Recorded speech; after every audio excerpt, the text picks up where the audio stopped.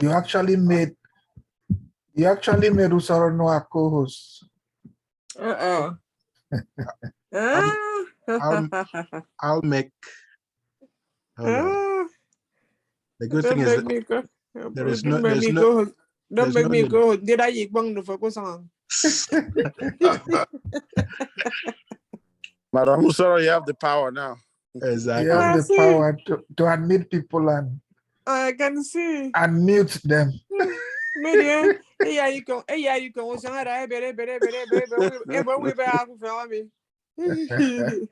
All right, so let us get started. Akwa Ibom mission. Yeah. Iban and Oyo. Thank you very much. Good morning to those of us in the US and good afternoon to those in Nigeria. Good day to everyone else around the world, especially those who will be watching the recording later. This is the fourth episode of our Q&A session for people that we intend to use as AKISAN as an association for our skills acquisition program. My name is Itoro Akpanikwad. I'm the national president of Akwa Ibom State Association of Nigeria, AKISAN USA. Our website is akisan.org, and you can also follow us on Facebook, Twitter, and Instagram. For those of us who don't know anything about the association, we exist to protect the interests of Akwa Ibomites both in the United States and at Akwa Ibom State.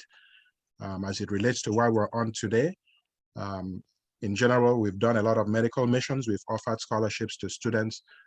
In the past year, we decided to integrate skills acquisition programs to empower people back at home. One of my mantras is always that we should support each other, support our own businesses, hire our own people. We started off with an ICT program. We're on the second set right now. The first set graduated in June. We also have another one in the manufacture of beauty and household cleaning products. That one also graduated the first set in June, and they're on the second set now. And there's an ongoing one, which is for culinary arts, and that one takes about a year. So right now, we're going to hear about agrobusiness.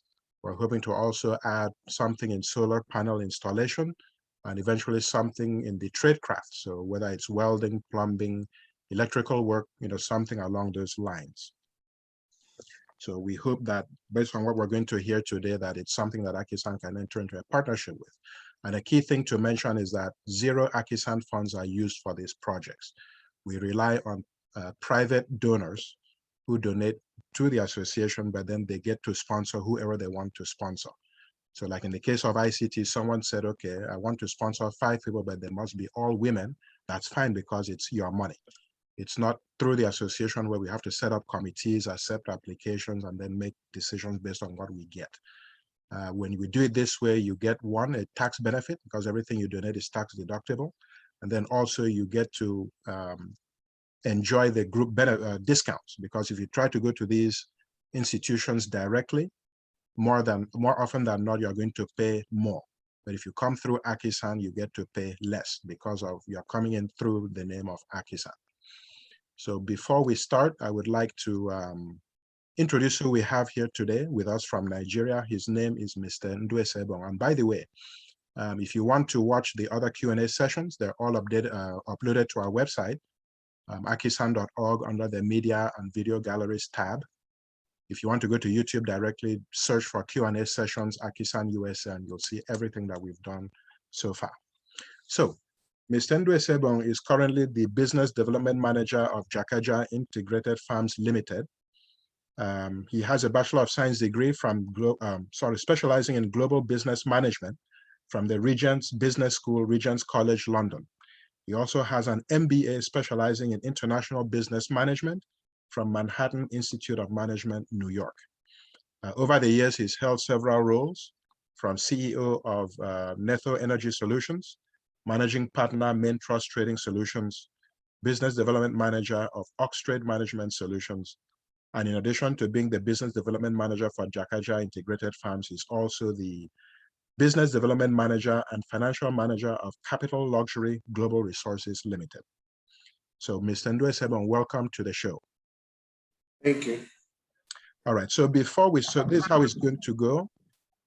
We'll give you about 10-15 minutes to introduce your company, how it will benefit AKISAN and those we intend to sponsor. And then after that, we will go through a question and answer session. We try to keep these sessions to no more than an hour, but if the questions are interesting, we might go a little bit over. Of course, this session is being recorded, so if any of you or those watching the recording have any questions, once it's uploaded to YouTube, put the questions on there, and then someone will definitely answer those questions for you. So before we start, I do have a couple of questions, if you don't mind. Number one, the name Jacaja, where did it come from? And secondly,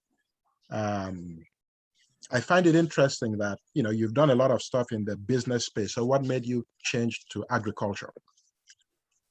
Okay. Well, the whole experience springs from 2015. We had some Cameroonians who came in to Akwa Ibom, and they were talking about growing vegetables here.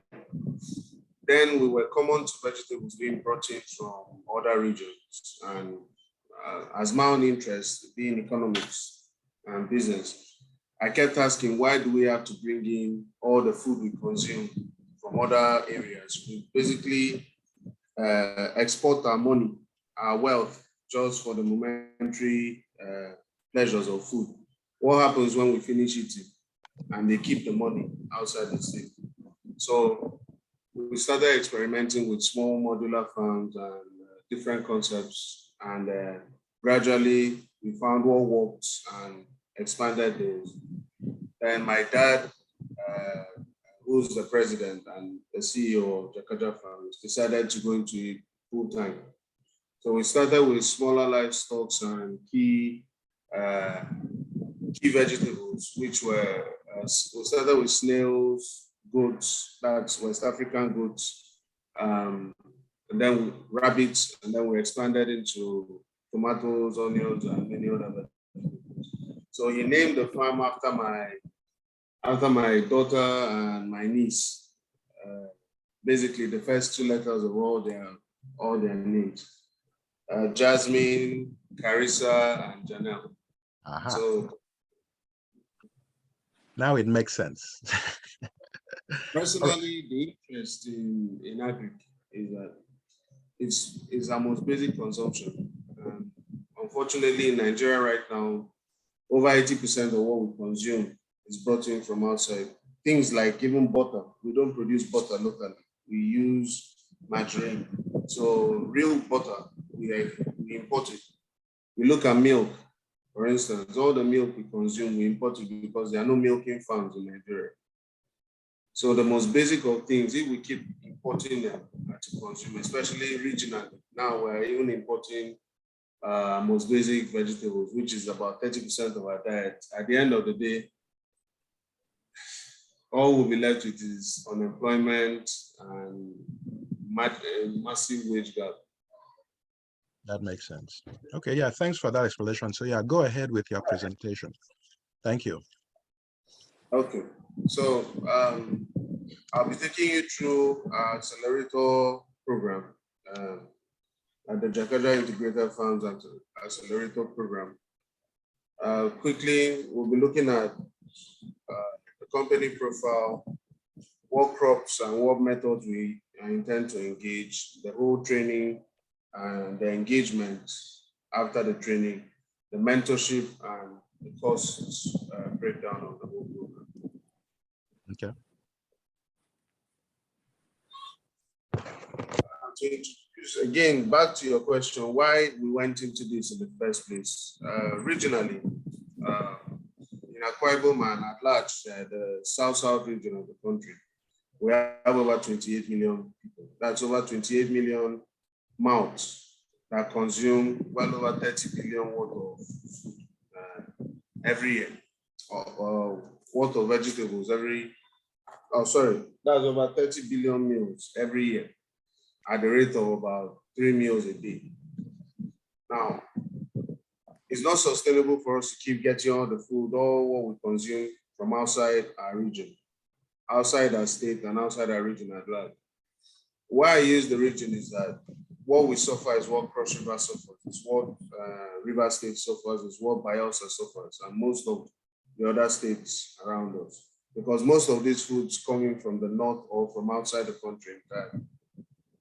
So it only makes sense for us to move into food, to move into agriculture, to ensure that most of our food is sourced locally, so that it generates jobs, it generates wealth for our people locally.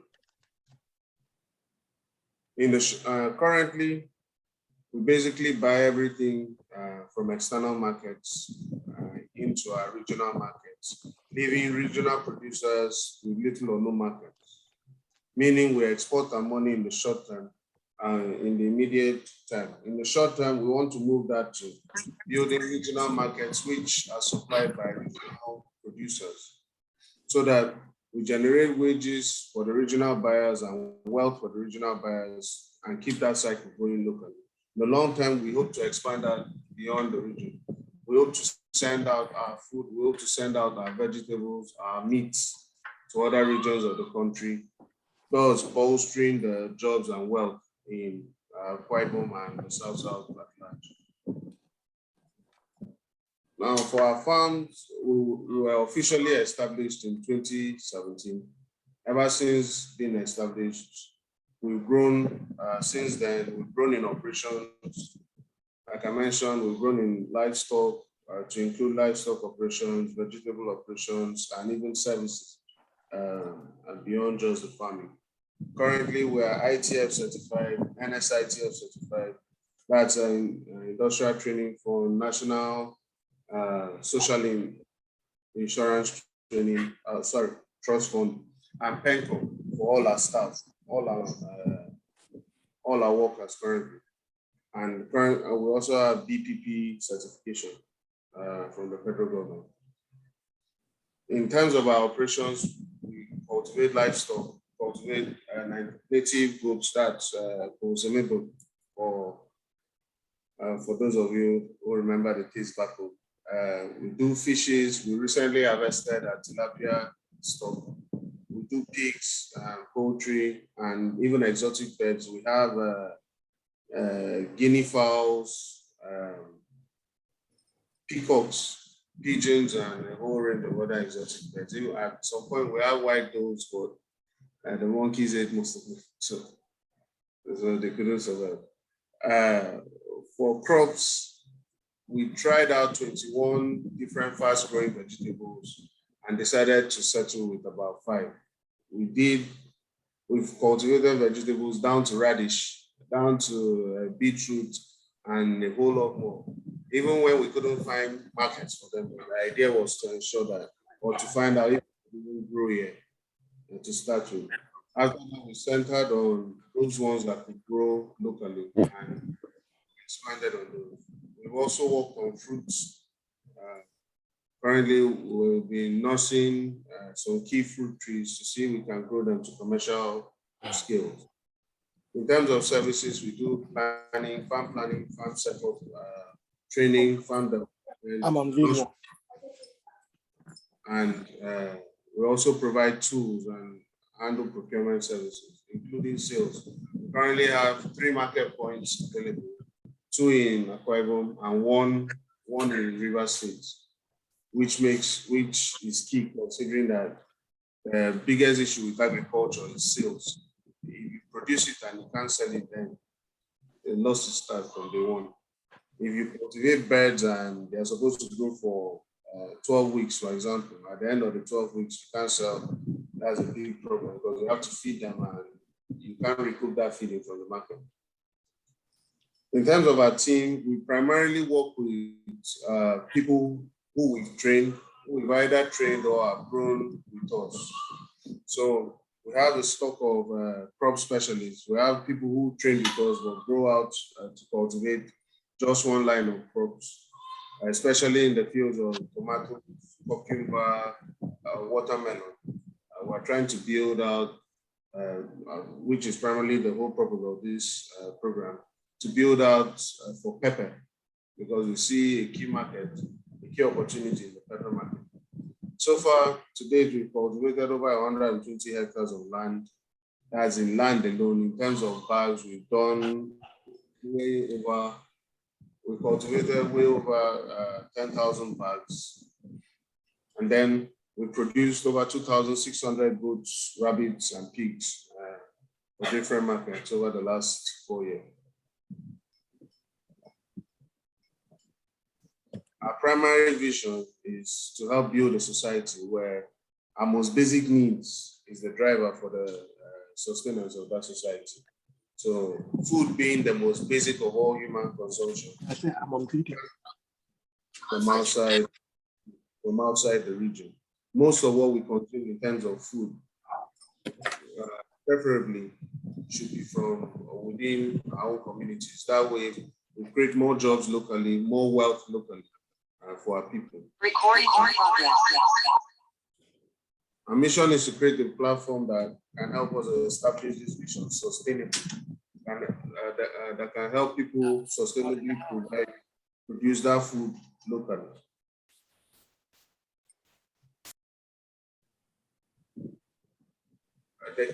The Agro Accelerator program, the whole purpose of the program is to help people start their farm and grow their farm easily.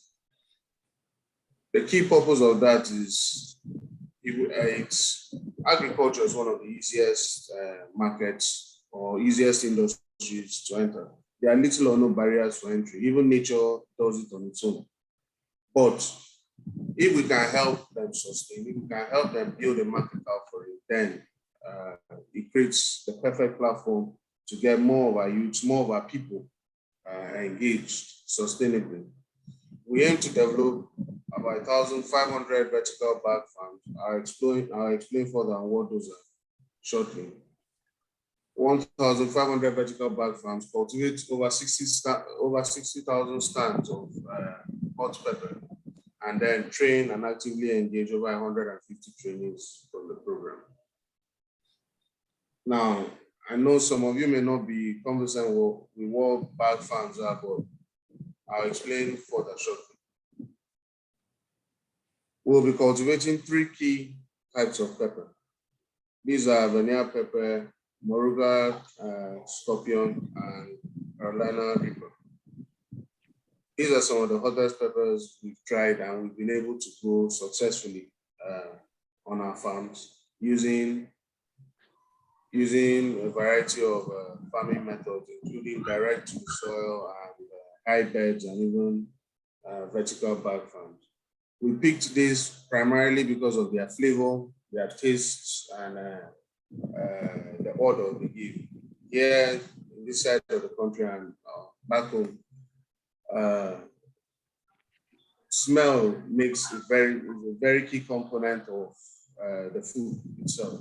So for that reason, things like our native goats, things like this, Avena pepper, they really add to that experience. They really add to that. Fiona, Demi. Sorry, if you're not talking, please put yourself on mute. Thank you. We cultivate these using the vertical bag farming method. Basically, a vertical bag farm is a farm that's stacked vertically with manure, soil, nutrients, and it's staked to stand on its own. Then the plants are planted into the sides of the bags. I think much like this. Plants are planted into the sides and the top of the bags, so the bag is supported to stand vertically. Now, it's beneficial for a whole host of reasons, which we can see here. For one, it increases the yield. There's very low nutrient mulching, as that means most of the nutrients we apply to the bag stays within the bag. It doesn't easily seep out into the soil. There's reduced need for weed and pest control, so we use much less chemicals. Mo, I have a question. Are you sharing anything? Because you look like you're talking about something, but we're not seeing it. I believe I shared the screen. I'm sharing my screen. But you are not advancing the slides. Maybe There's- that's what it means. Yeah. Oh yeah, sorry. No, we're only seeing the front page. Oh. Yeah, you're not. Yeah, everything you're talking about so far is like we're still in the first page. Yes. Seriously, because yes, we're on the first page. So you have to Okay, is it, can you see that now? Yes, we see Yes, the we can. movement We can now. see it now. Okay. I think because I went into presentation mode.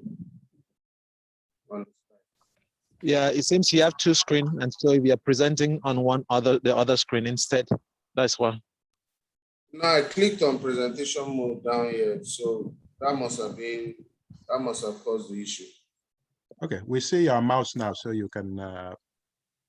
Maybe you want to start again so we can actually follow it, because now it makes sense.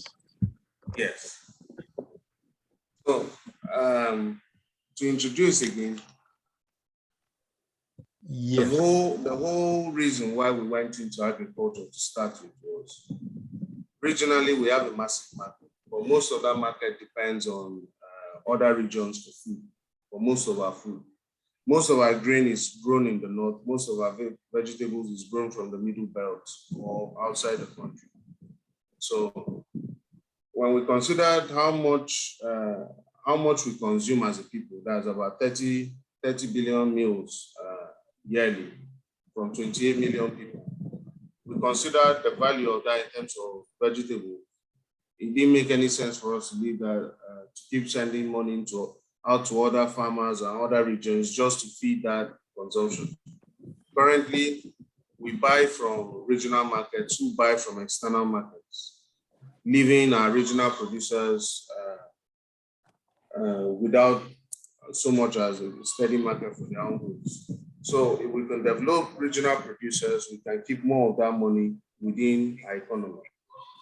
In the short term, we want to develop our regional producers to the point that they can sustainably supply the regional markets. And in so doing, we, the people who buy from them anyway, are the ones who work for them.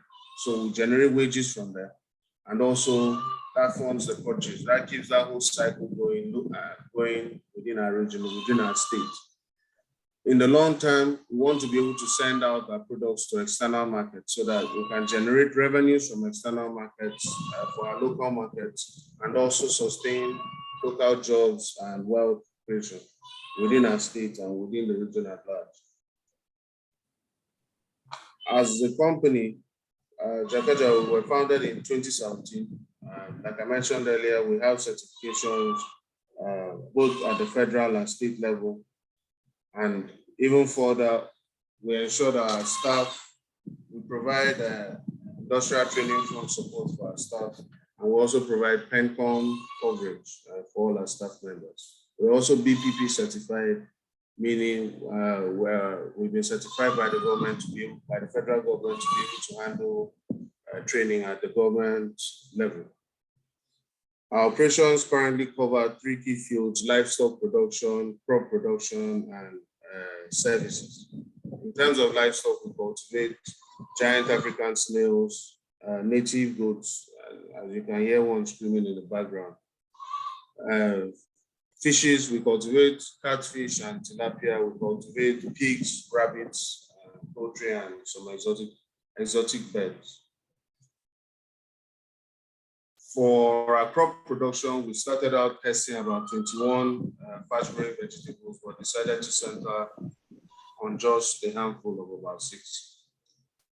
Commercial crops, we tried, we've done maize, we've done groundnuts, we've done a whole host of other commercial crops. But for now, we believe the best use of our space, given our farming methods, is to explore the vegetables further, to turn them to be even commercial crops at some point. In terms of services, we currently provide farm planning and setup. We do training, we do farm management training, we do farm development. We also help develop nurseries for vegetables and fruit trees.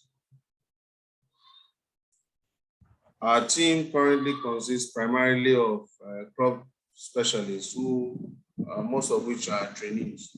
So we have crop specialists with tomatoes, we have crop specialists with cucumber, with watermelon. We're trying to develop for onions and pepper currently. For the livestock, we deal with major breeders. We deal with the largest piggery in the state, for instance, who does over 270 units monthly. So given we don't have a ready meat market for pigs, what we do is we sell off our farm gates to them. But they serve as our key breeding specialists. They advise us on the breeding and help us develop those units. So far to date, we've cultivated over 120 hectares of land. This includes 30 hectares in Okobo, another 10 in Okobo. We cultivated 5 at Urukanam, and currently we're doing 7 at Uran, which the AKISAN team visited. In Eket, we have 3 units, which all sum up to about 3 hectares, and a whole lot more at Padeni, which we had developed in the past, even at the Siena at some point. The vision for our company, the vision for our business was to see how we could help build a society where most of our needs, most of what we consume is sourced within the society. We identified it's not sustainable to keep exporting our money, our wealth, just for the momentary pleasures of food, just for things that will run out. So if we can produce more of those things locally, like I mentioned earlier, we have 28 million mouths within the region, and that's about 30 billion meals every year. So most of the ingredients for those meals should power our own local economy. Our mission to achieve this is to create a platform that will make it easy for people to cultivate their foods within the region. For the accelerator. That's okay. The Agro Accelerator program, the whole design of the program is to make it easy for anybody to get their training, to start their farming, and to grow easily. This was the purpose for the selection of the farming method, using vertical bag farms rather than just planting directly into the ground. We hope to develop 1,500 vertical farms through this program. That should help us cultivate about 60,000 stands of indeterminate breeds of hot peppers. Indeterminate meaning they can last beyond one cultivation cycle, as they keep yielding beyond one cycle. We hope to train and actively engage 150 trainees in fast-growing vegetables, which we train them on other types of vegetables, but the focus for this would be primarily on peppers. We are growing using vertical bag farms because there's less need for land. It's easier for a trainee to start up.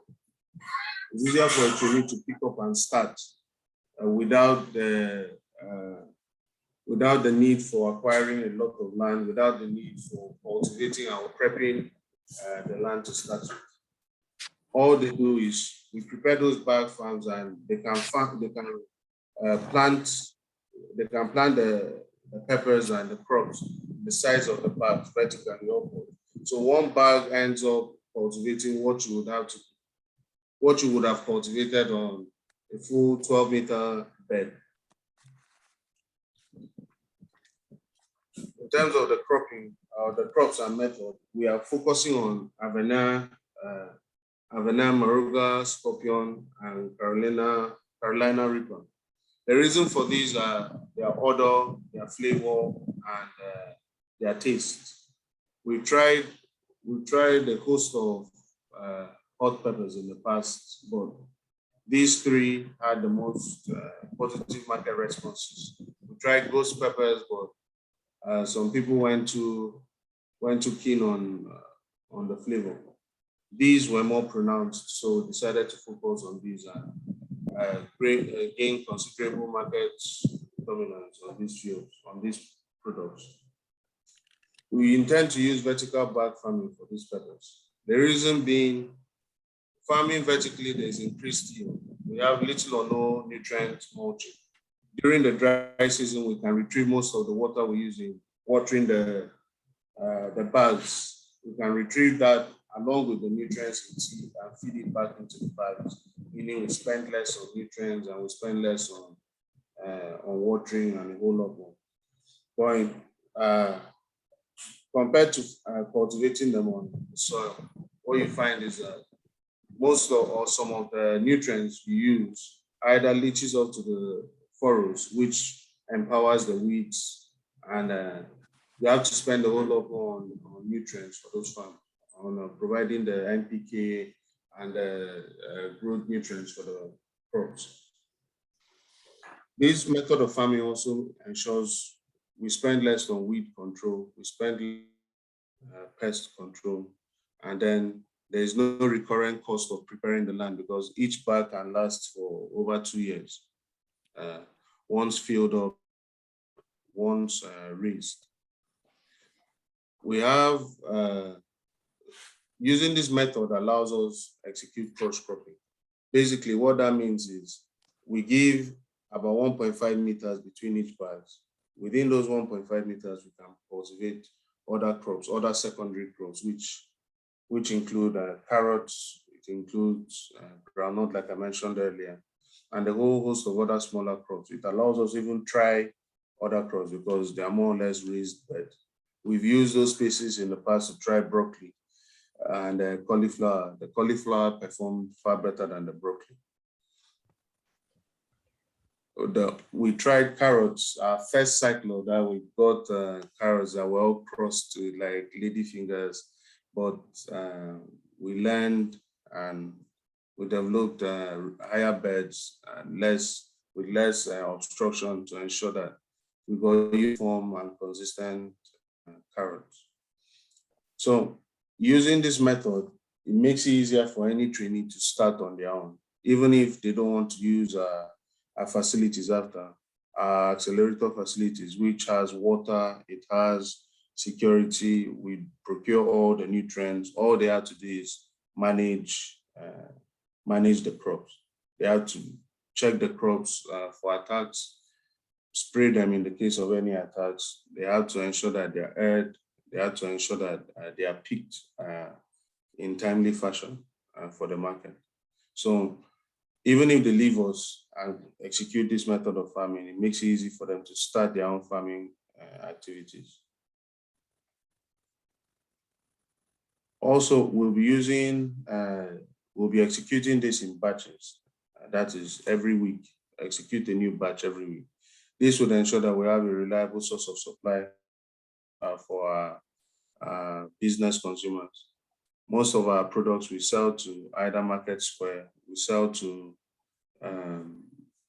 off-takers here in the States. We sell to off-takers for the onions, for example. Our primary off-takers are in Port Harcourt. So for the training would last basically 15 days. But beyond that, we'll be executing practicals for 7 months. That's multiple cycles. During those multiple cycles, the trainees are welcome to stay with us. Following their initial training, they are welcome to stay with us and they're welcome to cultivate using our bags. The whole intention for this is, on the long run, we want to be able to process our peppers and package them. So we need a specialist as possible who can farm the peppers, and we buy off them to produce hot sauce, or what you may call hot sauce, but packaged pepper. So when we train them for that span of time, for the duration of the training, we also engage them on the field. So we engage them with those bag farms, and they can come in and cultivate the bag farms for up to 2 cycles, which covers about 7 months. So they basically don't pay any rent, they don't pay anything. The only thing is that on harvest, we give them the fair market price for the peppers, off take it from them, and for now we're selling, but in the near future we hope to process them so we can send them all over the country and even beyond. Included in their training, they would have to engage in enterprise development training with a training partner, which is SMIDA. It's the Small and Medium Enterprise Development Agency of Nigeria. They're a federal government body.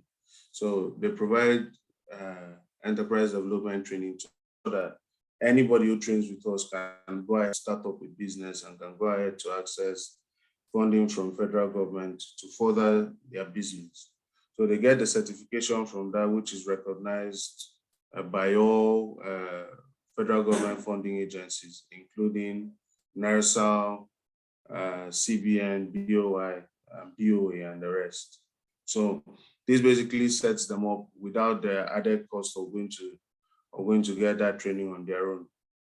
For our training modules, we have 6 theoretical modules.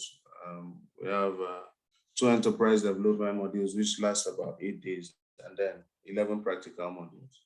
So for the practical modules, we take them through basic bag farming, which we show them how to set up the bag, how to cultivate the bag for the duration of the primary duration of this training.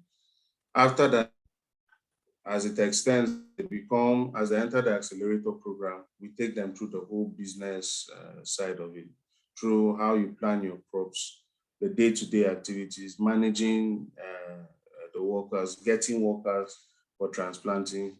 This is because you can't crunch all of that into just the training session. We can't crunch all that experience into the training session. So we give them a platform to come and live it out, to come and expand their knowledge and their experience on it, more importantly, with the hope of them becoming smallholder farmers, which we can buy from in future. The reason for this primarily is that setting up a processing operation needs a lot of feedstock. So in the grand scheme of things, we intend to train and engage more than 3,000 people. But this provides us a good start. We've already people before, give us a good boost with 150 new people. If we can get those numbers, we can get those number of active farmers who are producing crops on a quarterly or a monthly basis. If they use the batch farming we provide, the batch farming methods we provide, then we can go ahead to acquire a sizable processing facility that could allow us to provide at least for our immediate market, and primarily for the most urbanized markets nearby us, which is Rivers State, Port Harcourt. For the location of the training, this will be done at the farm site. Most of the training will be done at the farm site. And the theoreticals only last about 15 days, but typically only about an hour. So it's basically to get them informed with the terms and the plan, to plan out the deal, because farm planning, farm management planning is a key aspect of. So to get those theoretics out, then we move to the field. We execute most of the training on the field. The certification over the whole course, we give them our own certification, and then we give SMEDAN would also provide them with SMEDAN Enterprise Development Certification, which, like I said, is recognized by the federal and state governments and their funding agencies as well. For the accelerator program, we'd engage each trainee with 10 bags to start with. They can scale their bags based on how. Typically, we like to keep them for about 3 cycles, but for the sake of this, we'd only operate on 2 cycles. The top consistent farmers, the top consistent performers in terms of their KPIs, we'd like to retain and further ensure that they can stand on their own, develop their own farms, and also support us in terms of product, that to ensure us as a company, Jacaja as a company, can consistently source from its farmer network. The average performers will be given the opportunity to retrain. Should they not be able to develop beyond that, then we'd have to let them go, unfortunately. For the remuneration, all the harvest will be bought off at the fair farm gate price. So we make the farmers aware of at the farm gate price, then we charge only 500 naira per bag. That covers all the inputs provided for the cost of the farming, which is basically the water supply, security, and procurement service. So in the grand scheme of things, that's really low, but considering these are trainee farmers, we can't charge them too much. Beyond the accelerator period, we'd still be incubating them as our partner farmers. We'd still be going to their farms to check how they perform and also provide procurement support for them.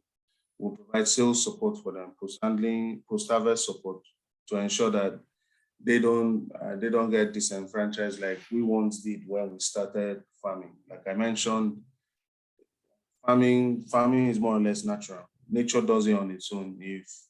If enough dirt gathers and some seeds fall on it, it will grow. But if you can't sell off the harvest in time, if you cannot supply consistently, then everything goes down the drain. A good example of that is poultry farmers in the state. Basically, if they cultivate and they want to sell to the likes of Crunchies or the likes of Market Square, they can't do that because Crunchies pays you in about 30 working days. Market Square goes up to about 60 working days. And the average farmer needs to turn over every 6 weeks. So it's not sustainable. That post-harvest support ensures that we can buy off them in cash and we can sell off to the larger off-takers who take a longer period to process their invoices and pay. That helps the smaller farmers sustain their operations and grow their operations to be able to, at some point, supply directly to the bigger off-takers.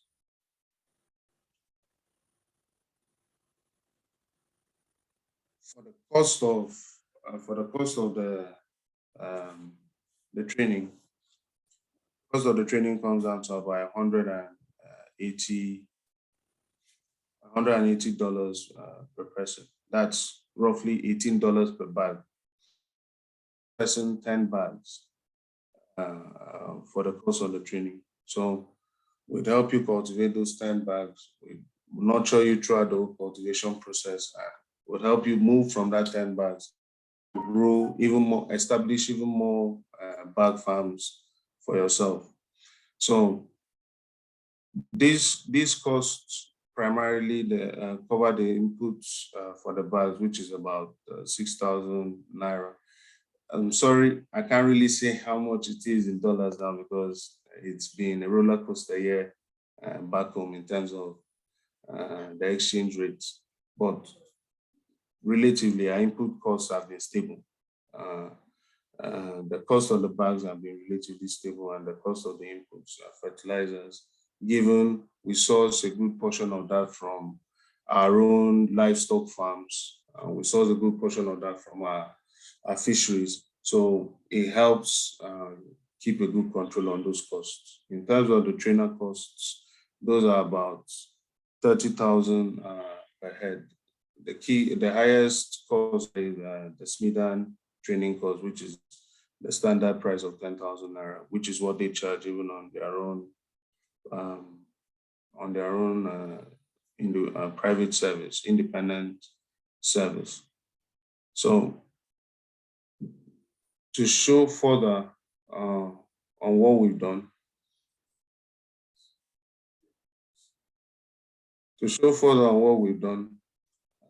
we've worked with the likes of True Gas. We've helped develop the True Gas farm a few years back. This was on the day of the harvest. We helped develop the Akis farm over at Okobo, and it was visited by numerous government officials. But aside from that, that was a 30-hectare farm where we employ primarily people from the local community. So it's sited by the airport, and they cultivated primarily tomatoes and peppers, sweet peppers and hot peppers were cultivated there. For our training, we've trained to date, we've trained well over 600 persons, but of those we've retained 70. The reason being, we choose to retain the best. We give them an offer and we choose to expand their own operations. That helps us because when we go out to supply to the larger off-takers and we give them a good price, what they look for is consistency. How consistent are you in your supply? So if we can build trainee farmers to become independent and cultivate on their own and sell to us, it helps us immensely. It helps our operations, it helps the farmers themselves because they don't have to go through the horrors of sourcing for a market as they're starting. Once they can get on their feet, like the likes of Antica farms who are able to stand on their feet with Pokemon, then that's the joy. But at this point, at the start, once they finish their training, we still offtake from them to supply. We still offtake from them at the market price, at the fair farm gate price, which means basically we come directly to your farm. We even harvest off the crops, so you don't have to spend money engaging harvesters for the duration of for your post-harvest handling. So that's basically our presentation. I really love any questions you have. Right. Thank you very much, Mr. Nduese Ebong, for that presentation. Before I hand it over to the audience for questions, and I do have a couple myself, I just wanted to let everyone know on here that if you go to the chat, I've posted the direct link to the slides that were just presented. And then if you want to know about our other skills acquisition programs, you can go to www.akisan.org/skills. And that is also in the general chat room. Also, in about 2 weeks, from November 12th to November 14th, specifically, we'll be having our first National Council meeting. It's going to be in Nashville, Tennessee. We'd like for all of you to be there. Obviously, if you're a council member, you have to be there.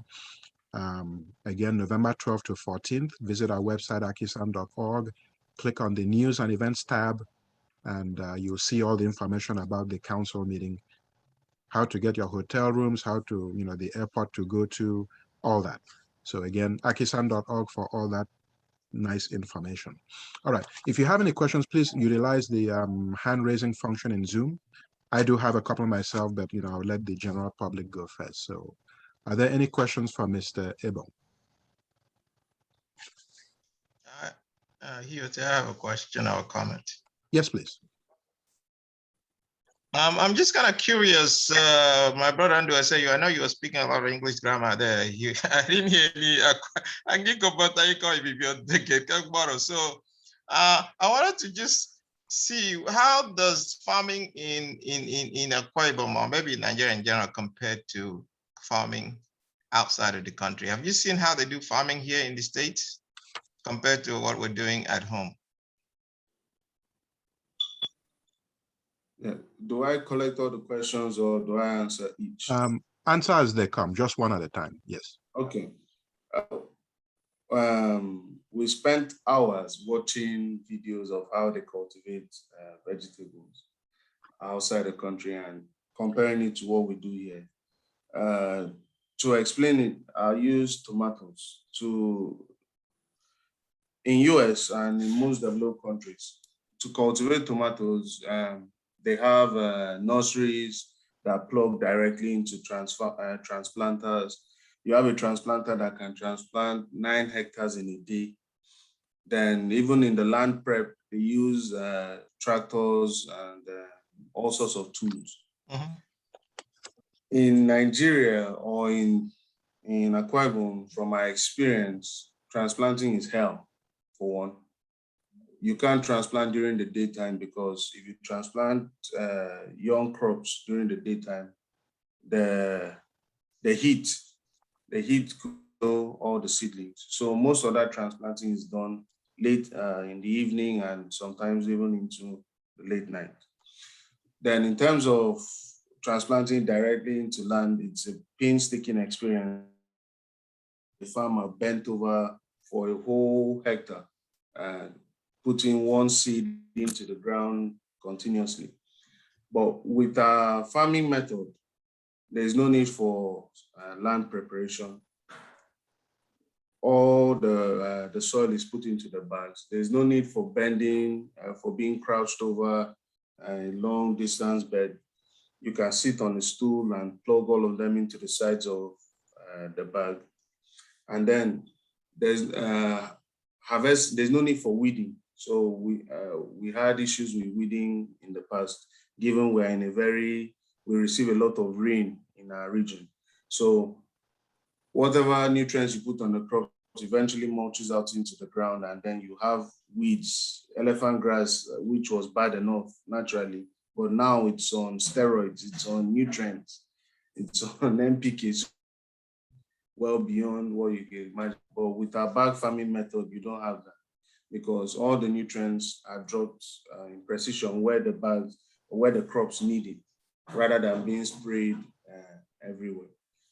Even in terms of pests, you have less pest attack from the ground-based pests.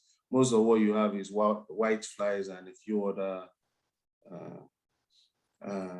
insect pests, which are easier to manage than fungi and the rest. So in conclusion, farming in Nigeria, from my experience, is much different. It's more expensive, obviously, than farming in the US.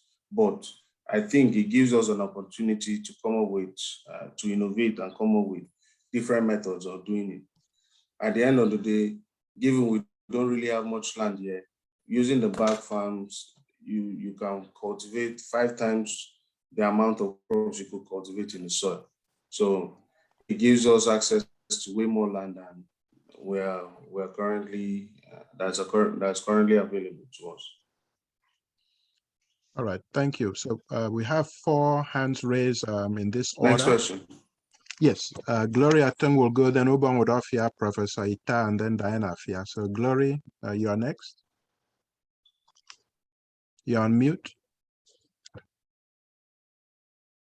Gloria Tung, are you there? You're on mute. Okay, I'll hand over to Ubang Odofia, then come back to you, Ubang. I'm here. All right, go ahead. Okay. Nduese, thank you so much for your presentation. I'm so excited. Why? Because farming, agriculture is an area that so many people would love to invest. First of all, probably in the future, I think video presentation Yes, have been also great, you know, just a thought. thank you. The main thing I'm concerned about is farm management. You know, anybody can just get out and start farming. Yes. But the problem is the management. You can invest now. Before you know, everything is gone because people cannot manage. So like we are here in the United States, I want to send someone to your company for this training. At the end of the day, I want to start my own farm, but the managerial skills are not there. What do you have? Do you offer any training on farm management? Because that is very important. The area I'm also interested in would be plantain. I don't know if you do training on that. So my first question was, do you do training on management? I mean, agricultural management, how to manage this produce, you know, and everything. Also, do you think of incorporating ICT into what you are doing? Because I think that will also help you in growing. Then finally, I think people in the United States or everywhere in the world, we should think of supply chain. It's not about just farming, from farming to the processing plants. That's another way of, you know, helping with the unemployment issue. from the processing plant, it goes to the stores where people go buy. So if we could take care of these three areas, I think the unemployment rate will reduce. So, but let me go back to my first question. I want to know if you do training on farm management and if you also train people on how to cultivate plantain. Finally, you said something about 18 days training. Do you think that is enough for someone to be up to date with your skills? Thank you so much. Thank you. For the farm management training, our training modules on farm management include cultivation, scheduling, batch farming. So basically you're farming your customer needs and you're batching your operations for that. The primary reason for that is to avoid an instance, like you mentioned, where you plugged in with a large retailer or a supermarket or a fruit market who consume a certain amount of produce recurrently. But because you supplied them once, you can't supply them the second time because you didn't cultivate for that. Because typically these crops take about 3 months to grow, to get to the market. So with batch farming, you can plan that out and ensure, even if you cultivate in smaller quantities, but in consistent batches, so that when you're harvesting, you're constantly harvesting a fixed amount, which you can supply sustainably to an off-taker.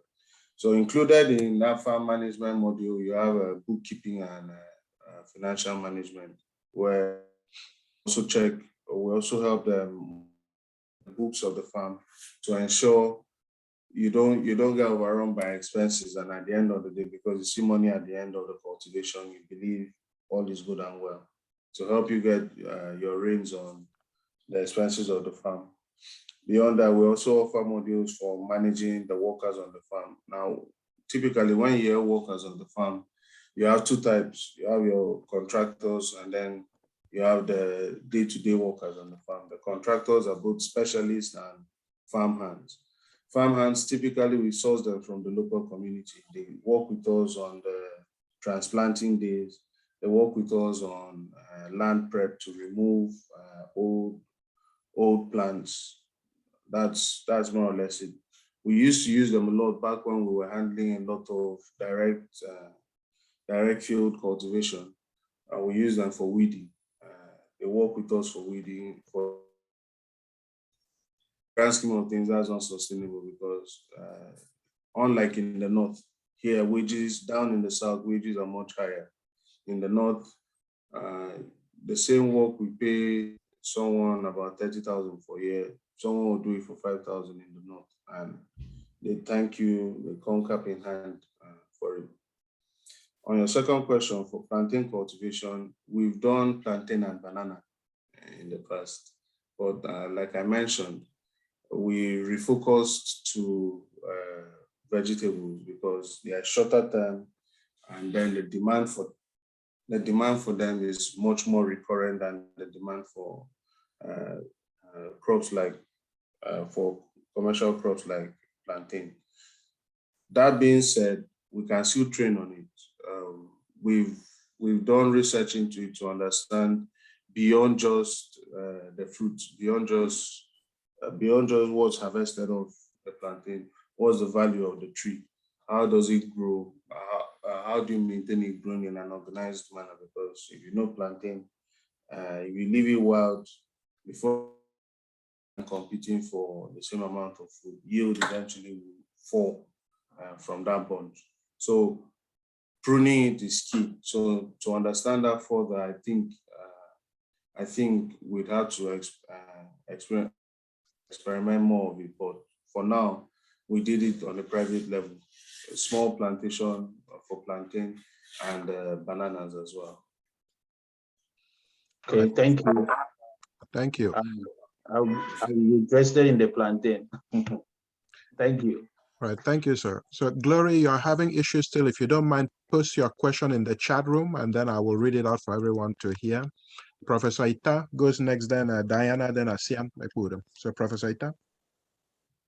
Thank you very much, Mr. Nduese Ebong, for your great presentation. My first question is, how are agricultural products priced in Nigeria?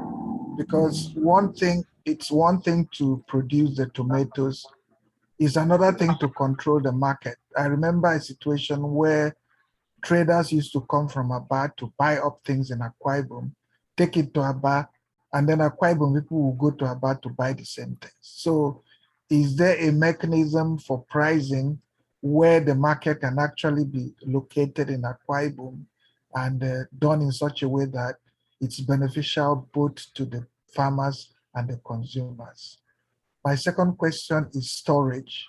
How do you store? Again, I realize that a lot of farmers have their crops wasted because they just don't have storage facilities. And that also is linked to power, electric power. So how do we ensure that your excess crops are properly stored? Third question, sorry, I have many questions. The third question is, do you have a website where you could actually list the crops that you talked about having a lot of vegetables? I thought you mentioned something like in the thousands. Do you have a website where you can actually list the crops that you are producing in your farms? And then my fourth question is, why are cows not being bred in the South? Well, how come that most of the cows in Nigeria or cattle rearing is carried out in the North? Thank you. Those are my questions. Thank you for your questions, Prof. First off, your first question about the pricing, how do we set the prices? Primarily, we operate on contract farming. For our own operations, we deal directly with the off-takers. We get to understand what do they need, what quantities do they need, and what can we supply. Then, in terms of picking it for the market, typically we leave it on the plant until it's ready, unless it's something like tomatoes, where we start getting a market for it once they start fruiting. So the reason being, some crops can stay on the crop. Something like a cucumber can stay on the crop until it's ready to be harvested. You may have some of it may intended, but others like tomatoes can't. It just attracts pests. So for pricing, we operate our own market fronts. Outside our contract farming operations, we operate our own market fronts in Port Harcourt. We operate a market front in Port Harcourt. We operate two here in Uyo, one at Osomoma and one at Ura. So that way, we ensure we can get our own products to the market at our own price, because we have an added advantage over those who bring in from other states. We don't have the transportation costs, as is from farm to consumer in most cases, be it business to business consumers or direct household consumers. For storage, when we started, we had the horrible experience of harvesting 2 hectares of cucumber that so we just laid there in the compound rotting. And we got to understand better and plan our operations better to meet the market needs. Typically, cucumber, when it's harvested, is picked up from the farm by the buyers. So the buyers come to the farm. When they pick what they want, then they pay for it and leave. This is to avoid being stuck with products you've harvested and you can't sell. A good example of that is like the first gentleman asked, how do we farm in Nigeria? You see something like tomatoes, we produce a lot of tomatoes in the country, but still most of the processing plants you have in Nigeria don't use local tomatoes. They are just repacking plants. The reason being, the farms for the tomatoes, there is no sustainable means of moving produce from the tomato farms in the north to where the processors are. So in US, you would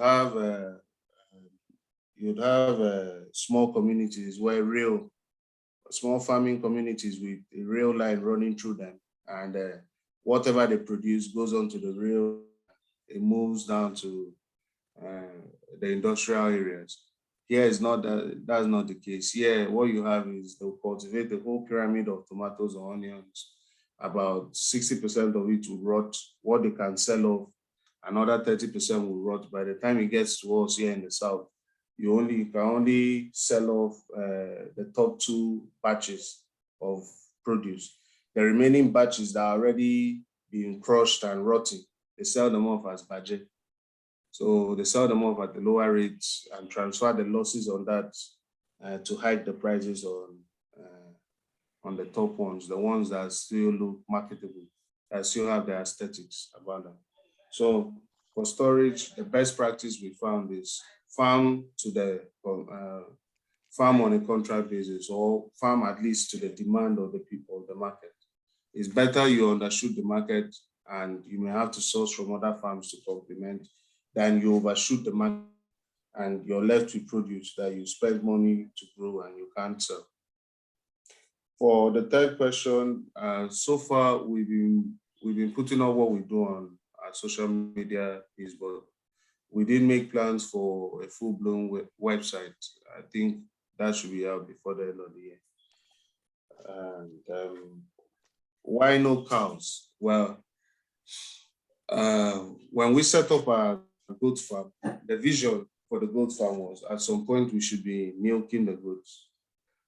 Cows, I think the real reason why you don't have so much cows here is, for one, the breed. The breed of cows we have in Nigeria typically are those lean cows. With the goats, it's almost the same thing. Our goats have low meat content. The goats from the north, if you've ever bought goats here in Nigeria, you see that northern goats they are leaner, they look leaner than African dwarf. Though the African dwarf, pound for pound, has more meat, but when you compare them as a whole, the northern one still has more meat, though it's leaner. Plans of cross-propagating with South African goats, which are larger and produce a lot of milk. They are good for milk production. The key reason being, most of the milk we consume here in Nigeria is powder milk that's imported from other countries, because we don't have cows that are milked here. I mean, you even have cows in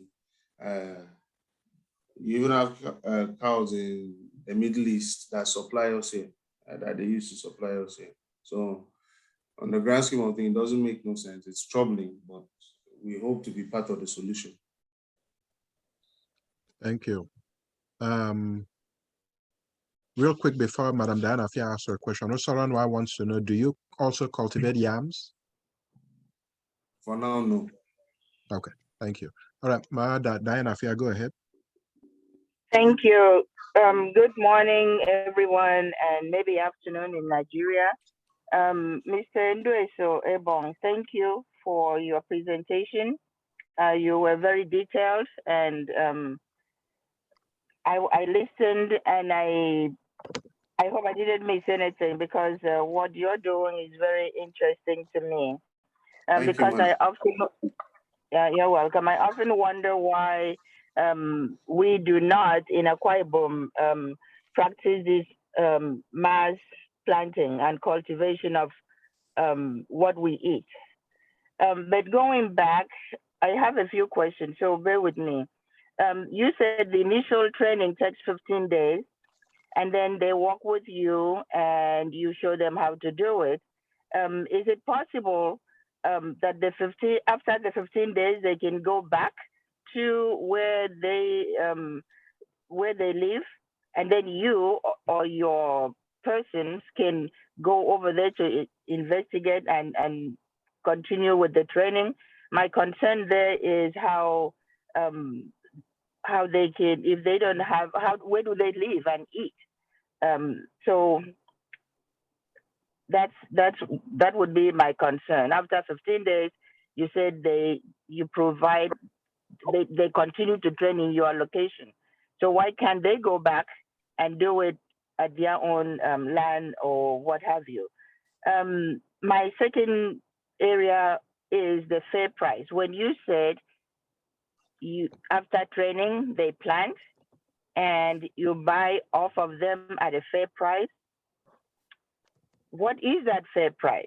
Because I have been told in the past of our people planting and the outsiders, mainly those were Igbos, who come into our area to raid and buy our things and take it back and sell at a higher price. So they come in and they know that our farmers don't have a way to sell these products, so they abuse them by paying very low price. And they don't have a choice but to give it out instead of letting it rot, like even you mentioned, and which ties into what Dr. Kevin said about preservation of the product. Are they ways to help the farmers preserve their goods once they are harvested, so they don't go to waste? You gave a very high rate of what goes to waste, 60%. That's absurd. That you put in all the work and 60% is not used. So I know you mentioned canning and all of that. Is it possible to have the canning? I'm on the not what do you call it, the YouTube a lot. I saw farming in Europe where directly from the farm it goes to the where they are canned. Is there? I know this is a lot. I know it takes a lot of money to build and instill that level of production, chain of production. But what can we do to make sure 60% of production doesn't go to waste? My third area, bear with me, is on realizing it's grown in the bags. And you yourself mentioned rain, how if you put fertilizer, the rain fills it up and it actually goes into the soil and is not used by the plant. I want to ask you about planting in the bag and then it rains. What about rotting of the roots? How do you prevent that? Sorry, what about? You know, when if everything is planting, you're planting inside a bag. When Yes. it rains, like we have excess rainfall, what Yes. stops the rain from staying inside the bag and causing the roots to rot? Okay. What are you doing to prevent that? Okay.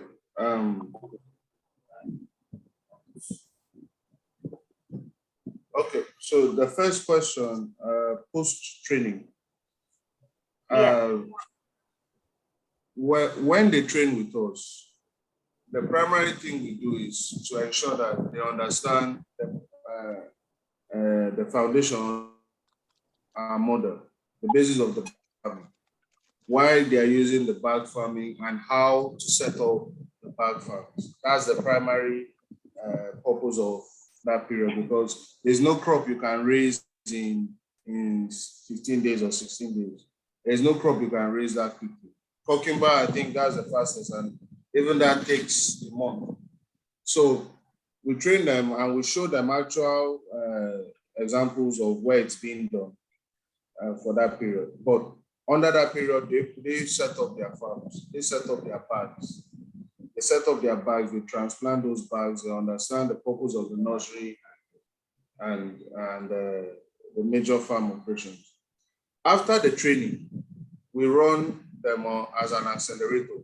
So instead of you training and you go back, you don't have land, you don't have access to water supply for watering the crop, reticulation for storing the water. You don't have any of those inventories or any of those facilities. You can come work with us. We have the bags you set up. Come and raise, cultivate your bags. We want you to be able to stand on your own. We want to be able to correct whatsoever mistakes you may have over 2 cycles. over 2 to 3 cycles, we should be able to perfect your cultivation. We are not charging you a dime to come and cultivate with us. Rather, when you produce, what you produce, we buy it off you at farm gate price. Now, farm gate price, the price of farm gate is typically about 100 naira below the market price in terms of kg. That's for tomatoes. For tomatoes, that's about 400 naira. We buy it off you at 400 naira and we sell it at 500. We handle the transportation from the market or from the farm to the market. Alternatively, when we don't have a ready market, say your crop comes to market when we didn't expect to sell that crop, for example, we still source them to you directly because you're cultivating them on our facilities. So they come and you sell your crops without giving us a penny. To us, for us, it's still beneficial because they count it as if they are buying it off us, off our operations. As you grow, the idea is that you should be able to stand on your own. You should be able to cultivate on your own. You should be able to produce on your own. Even if you don't come and work on us, or you don't come and use.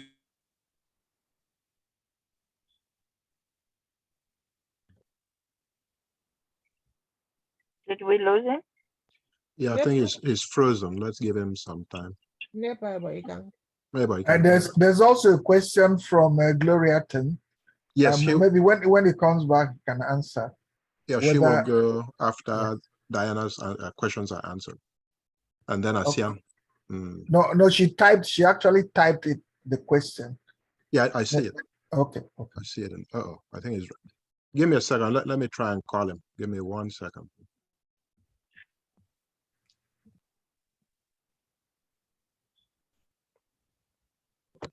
Let me try and call him. If we don't get him, we'll just upload what we have to YouTube, and then I'll post the questions there and have them answered. Give me one. Oh, okay. I think he's back. Nduese, you're on mute.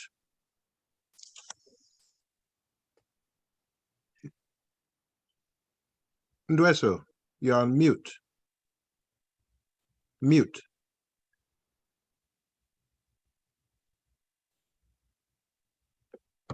Let me see.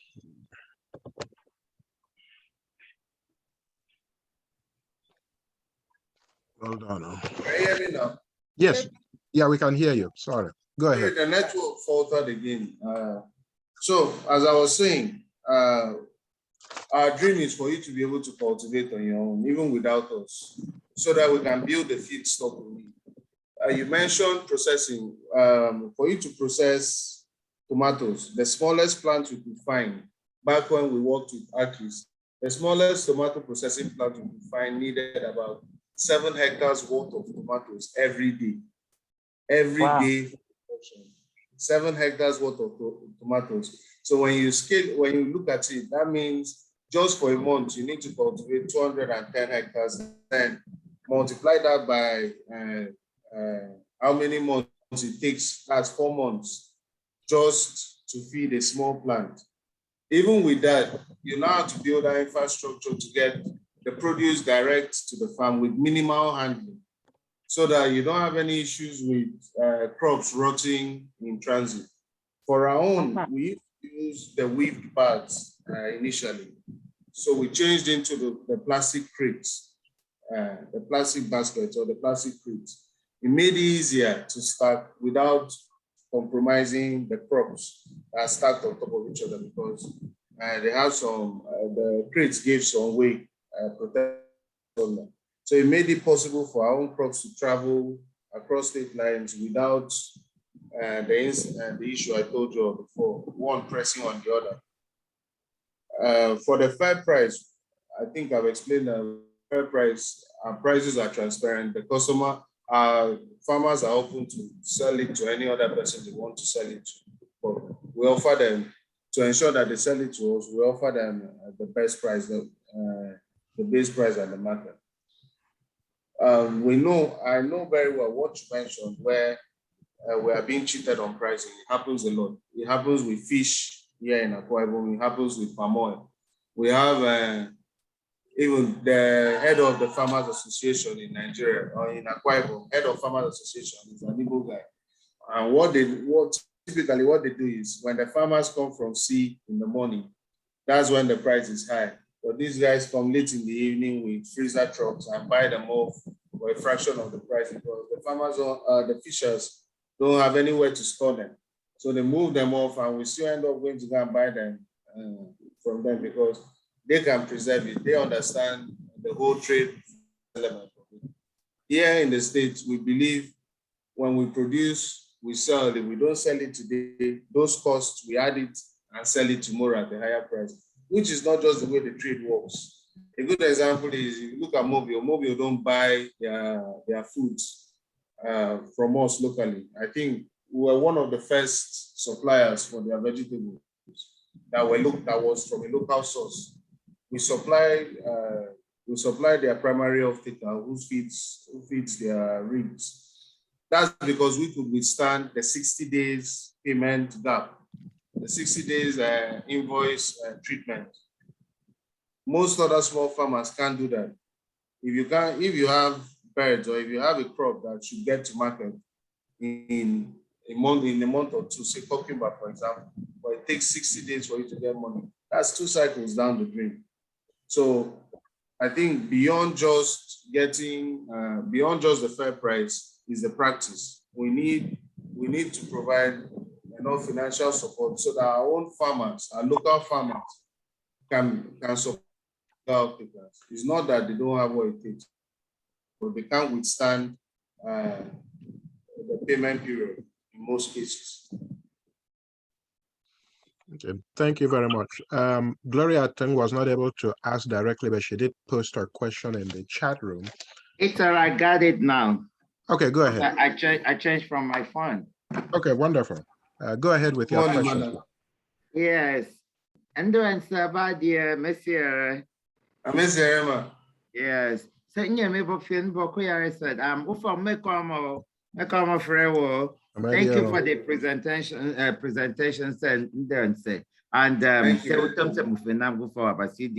because we have so much resources in Akwa Ibom, and it's like it took us this long for us to try to figure out what to do and what not to do when we could actually self-sustain. So in phases. Number one, Mufemedo NASDAQ license. Okay. NAFDAC does not require licensing for fresh produce. No, because the reason I'm asking is I've really just recently this year ventured into getting food produced from home and sending it to me here because I want to like kind of deal with Akwa Ibom exports farm items like Yanyan, Obunyan, Mfinyan, everything Akwa Ibom. And I've had a label for that. I'm still trying to get my brother to get the NAFDAC approval for export. So I was thinking of, okay, maybe if I send him to your training and he got, because most of the time I explain things to him, he doesn't really get it the way I intend for him. So okay, maybe if I send him for this training, he will now have a clue of how to commercialize the product, because Moido used to do my cow right that small. They come and use and they keep because it's there. But now when I'm trying to put him into the large scale farming for exportation, it's like I'm overcrowding him.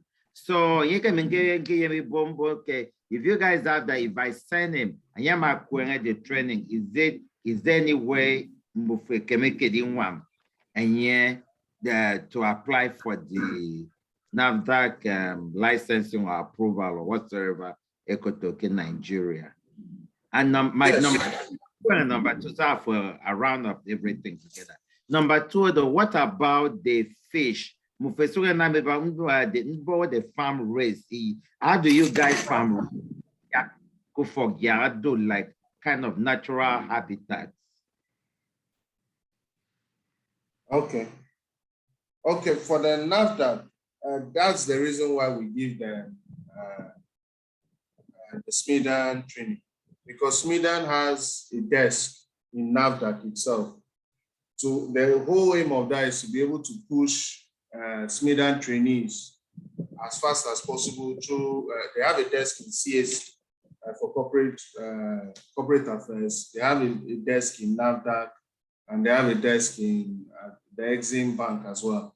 So the whole aim of that is for them to be able to move their business as fast as possible. So from the certification, they can get their products direct to NAFDAC or CPC as soon as possible. The lady, I think her name is Nduese Ebong. She's the state director. She can help further that. That's the whole purpose of their agency. We also work with them to ensure we also can push it through NAFDAC. But I think beyond NAFDAC, the American side of it as well. The American government have their own regulations on what can come through, or the standards that can come through. So getting to ensure that he meets those standards is also crucial as well. For the farming of the fish, we started farming fish because we had, for cultivating our farms, I think Mr. Itoro, when you came, you saw we need massive reservoirs, about 300,000 liters each. So just loading those with water was a waste. So instead, we started cultivating fish in there, only to find out that helped increase the amount of nitrogen in our water, which reduced our dependence on fertilizers. So that adds to the whole integrated in our name. So farming the fish helps the water. Sorry about that. He's shouting at the goat. Sorry about that. So farming the fish actually helps our operations in the grand scheme of things. We farm tilapia. We also farm catfish. We like to dabble into croaker because I think there's a larger market for that. It has more value. But most of the fish that lives in states is more or less from the deep waters. We have international trawlers in our waters, and we like to eventually dabble into commercial fishing. But for now, what we primarily do is to sustain the farm. We harvested tilapia early this week. And I think most of it has been sold off.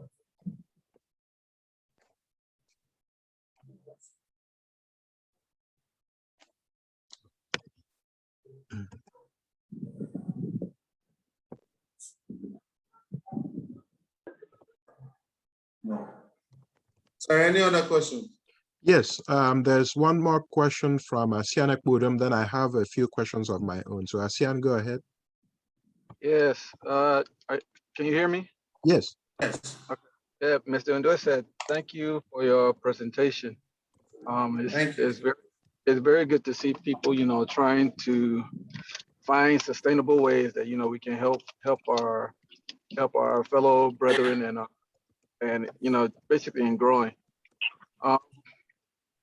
One of my questions I want to say it was partially asked by Ms. Diana Afia. It revolves around the length of the course, because from what I saw, it's about 15 days. Normally when you look at things like that, they say like if you want to have a class for theoretical, you would think that it will last a lot longer. So I wanted to see if, I'm not sure if I missed it, but if there was like a course outline on what somebody that will be going through your program, like what they would, what exactly is it that they will be learning from the program? And then the second question that I have would be, what are like the fees or any kind of material costs, things like that somebody trying to enter the program, what would they need? So that way that they're successful in the program. Okay. Regarding the length of the training, basically, like I mentioned earlier, Over the course of the training, we teach you on basic farm management. You'll also be trained by SMIDA. The training runs concurrently with the practical. So you have theoreticals for a few hours in a day, and most of your day you spend it on the field. Now, we are going to get you to actually build out your own bags. So you have the actual physical experience of setting up those bags. Beyond that, we intend to keep you for at least a cycle, preferably 3 cycles, so that you can perfect the cultivation. I understand not everybody coming to learn may be interested in cultivating tomatoes. So within those 15 days, we show you the process of cultivating onions, the process of cultivating cucumber, bitter gourds, and tomatoes and peppers. So we show you all those processes within those 15 days. Each day, at least, you have a practical in setting up the farm or pruning the plant. Beyond that, we want to keep you. You're welcome to come and work with us at no expense at all. At no expense at all for at least 3 cycles. All the proceeds from the farm, from your bags, go to you. In terms of, the second question you asked about the costing. Now, anyone can go and set it up on their own. Any of our trainees can go on to set their own independent of us. It costs about 6,000 naira as of the time we sent in our proposal. Some things may cost a bit more, but because we buy in considerable bulk, things like the bamboo, we cut them ourselves. So the rest we buy in considerable bulk from the local timber markets. The staking ropes, we do the same. We buy them in bulk and major inputs. The bags, because we try to be as consistent as possible. Most of our bags are sourced from recyclable measures, but when we go out to fill out a batch, sometimes we have to end up buying those empty sacks or even sewing our own, as we've done in the past. So each bag costs about 6,000 naira to settle, but should last you for way more than. It should last you for way more than 2 years. It should last you for at least 2.5 years before you have to renew the bag to set them up again. If you compare that to farm, if you farm on the soil, after each cycle, you have to put in the tractor again to plow and harrow and clear before we cultivate again. So that just inflates the cultivation cost. With this, we spend of it for 6 years, or sorry, for 2 years, you've gotten that covered. You can replant over and over and over on them. In fact, if you sow the sack bag using jute material, you can cultivate it for at least up to 3.5 years. Okay, thank you very much. I want to thank everyone, especially you, Ms. Nduese. I know it's about 5:41 p.m. where you are. It's getting dark. I do have a few questions because some people actually send me questions, but we'll make it real quick. I know it's going to be 1 hour, but I'm sure everyone will agree with me that the session has been very good, very educative, very informative, and the questions have been likewise. The first question I have is, when can we start? Or when can the students start learning?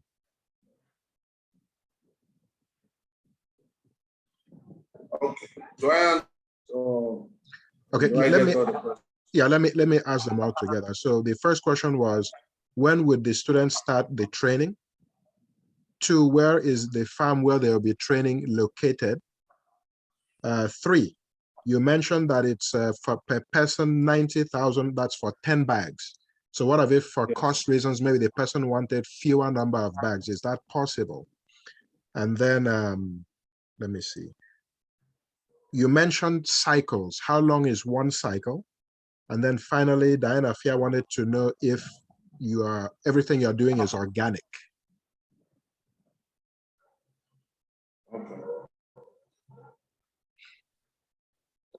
Okay. Thank you for the questions. First off, the start date, we engage a new batch every 2 weeks. That's a new planting batch every 2 weeks. So our nursery is always rotating 2-week cycle. As of early this week already, we've already planted or started nursing the batch for the next 2 weeks. So the start is less flexible, but preferably we like to start on a Monday. We start from the Monday so that it gives us enough time to prep the bags so that planting can be done over the weekend. The reason for that is that the transplanting exercise can't start while the sun is up. So it has to start at sundown and it may run into the night. So we need the workers to be as flexible as possible, and that's mainly possible on the weekend. But for the location, the cultivation, the training will be taking place at Turan by the Meridian at our farm, 10-hectare farm at Turan by the Meridian Hotel. Each trainee would be given 10 bags. 10 bags is the minimum. The reason being, the whole intention of it is so they can be beyond us. For them to get enough capital to continue beyond us, 10 bags by at least with 10 bags, they can produce 1 full bag on their own. The very least, considering a considerable contingency of about 50% of the crops on making, they should be able to start off 1 full bag on their own. And at 10 bags is far more cost efficient. For the cycles, each cycle lasts 3 months. We don't add the nursing period because we are continuously nursing. If we add the nursing period, each cycle lasts roughly about 3.5 to 4 months. But without the nursing period, because we always have seedlings on the ready. So each cycle lasts 3 months. About how organic our operations are, like I mentioned earlier, when Mrs. Glory, I think, asked, most of our inputs are sourced directly from our fish farm and from our livestock farm, from our poultry. That's the reason why our costs on fertilizer is relatively lower. Our expenses on manure, our cost for manure,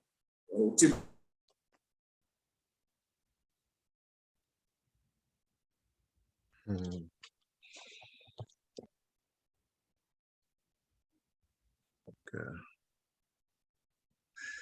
Looks like the network is down there again. I posted a question, Mr. President. Yes, I saw it. I've seen it, sorry. So maybe give him another couple of minutes. Mr. Fionkan, I see your hand is up as well. And then we'll probably wrap up due to maybe these network problems. Let's see if he comes back again. Again, this is being recorded. I'm also going to post it on YouTube eventually. Let's see here. Awesome. That's what I wanted to know. Thank you. And then, yeah, please share it with, oh yeah, I can hear you back. Go ahead. So we try to keep our operations as organic as possible. I think the most inorganic aspect of the operations is the actual bag itself, but that in itself is recycling. That in itself, we use bags that would have been thrown away into the landfill, from empty rice bags to empty jute bags. We reuse those bags for the cultivation. And with time, in about 2 years, it disintegrates from the continuous watering and the continuous handling over time. Thank you. Before we go to Mr. Fionkan, 2 very quick questions. Number 1, so based on what you are saying, I just wanted to follow up on when to start. So given that this is pretty much November, December, people will be going on holidays, would it be okay if we started in January? Yes, in January we could start.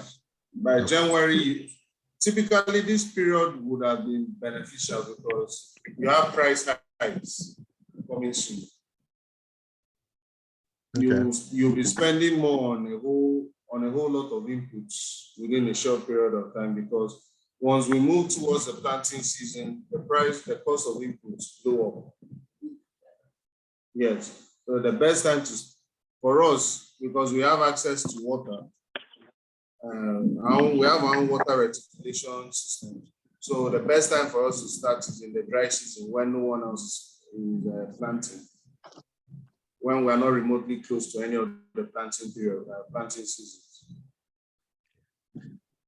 Also, there's a question from Mrs. Wemiyang about this 90,000 you're mentioning. Does that include discount for AKISAN members?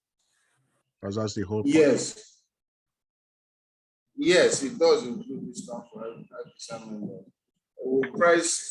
Typically we price at $20 per bag, but at this cost is at $18. Because normally we charge bag management fee because of the setup of the bag and all. But for AKISAN, we charge at a considerable discount, because we waive like the land use fee and some other fees, and only charge them just for the setup of the bag and the basic training.